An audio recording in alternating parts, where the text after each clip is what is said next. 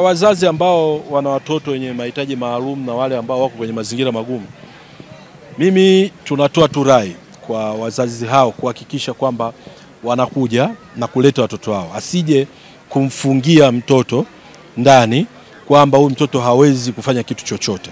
Sisi tunasema kwamba tuletee huyo kijana wako, tuletee mtoto wako mwenye mahitaji yoyote maalum, ili sisi tuweze kumpa ujuzi. Tunavyo vyuo vyetu vya VETA vyote vinahudumia watu wenye mahitaji maalum, na ukijaribu kwenda hata Dar es Salaam tunao vijana pale wanaofanya masuala ya uchomeleaji na uungaji wa vyuma. Lakini leo mmeshuhudia hapa wapo ambao wanaofanya ushonaji. Wote hawa ni watu wenye mahitaji maalum ambao wazazi ni muhimu kuhakikisha kwamba wanawatoa wale vijana na kuwaleta kwetu, si tuwape ujuzi. Baada ya hapo wale vijana watakuwa na uwezo wa kwenda kutekeleza shughuli mbalimbali. Na sisi VETA tuko tayari kuwapokea, na tunayo miongozo ya kuweza kwa walimu kuweza kusimamia na kutoa mafunzo kwa watu hao wenye mahitaji maalum. VETA tumeshiriki kwenye maonyesho ya wiki ya vijana kuonyesha mafunzo tunayoyatoa, lakini pia kuweza kutoa hamasa kwa vijana mbalimbali hapa nchini kuona fursa hizi za ufundi stadi zilizopo na ambazo wanaweza wakazipata pale wanapokuwa wamekuja katika vyuo vyetu vya ufundi stadi. Na nipende tu kusema kuwa kama ulivyoona hapa baadhi ya vitu ambavyo tumevionyesha, tumekuja na vitu vichache lakini vikiwa vina muunganiko wa masuala mbalimbali.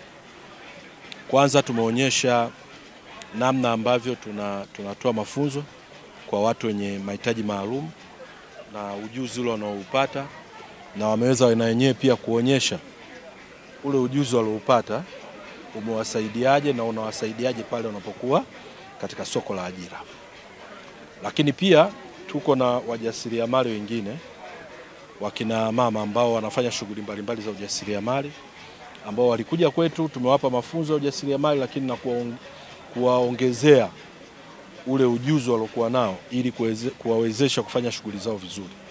Kwa na wenyewe pia wameweza kuvionyesha na kuonyesha ule ubunifu waliokuwa nao katika utengenezaji wa bidhaa mbalimbali.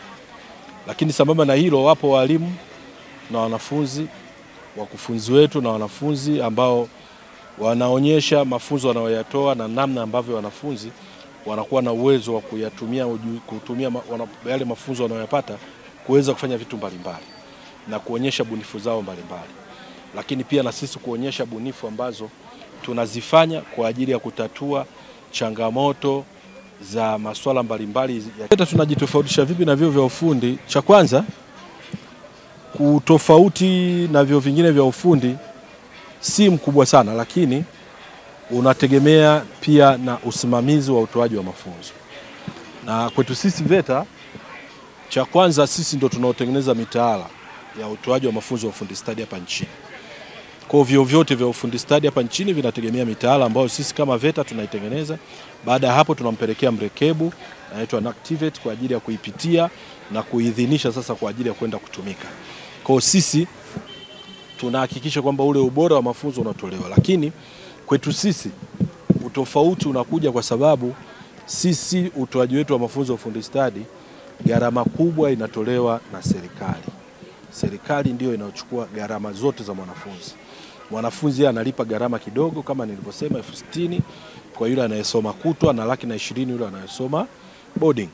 Gharama nyingine yote iliyobaki takriban 1,100,000 na 700,000 na kitu huko na zaidi vinatolewa na serikali ili kuhakikisha wananchi wanapata ujuzi.